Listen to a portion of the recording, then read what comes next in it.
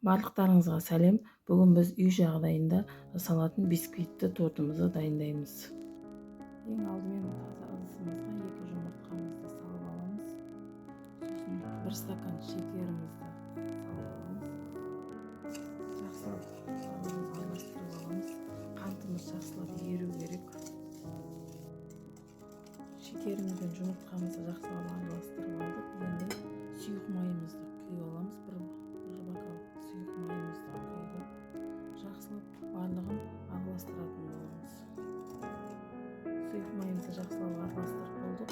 Енді 1 кесе айранымызға жарты шайный ложка сода салып жақсылап реакция болғанша араластырып көпіртіп аламыз. Осылай реакция жүреді болу керек. Енді осы айранымызды массамызға құйып жақсылап араластырамыз.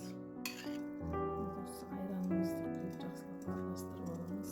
Кесе ұнымызға 2 ас қасықтай какаоымызды жақсылап салып алып, екеуін араластырып массамызға салатын боламыз. Ұнымыз бен какаоымызды араластырдық. Енді жарты шай қасықта қамыр қобшытымызды салып араластырып, осы заттарымызды електен өткізіп массамызға қосатын боламыз. Құрғақ заттарымызды массамызға қосып жақсылап араластырып аламыз. Жаңа құрғақ заттарымызды шетінен тағы осылай араластыра отырып, осылай 2 бөліп қосып алатын боламыз.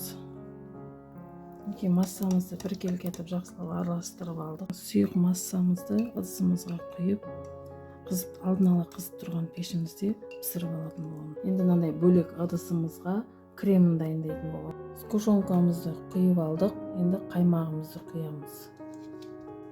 Қаймағымызды құйып алдық. Енді кремімізді араластырып жақсылап дайындап аламыз. Бисквиттерімізді осылай кремдерімізді жағып, бірінен соң бірін қойып аламыз.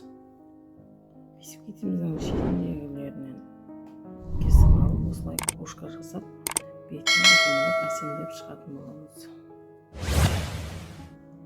Осымен біздің үй жағдайында жасалған тортымыз дайын. Рецепт ұнаса маған тіркеліп кетіңіздер.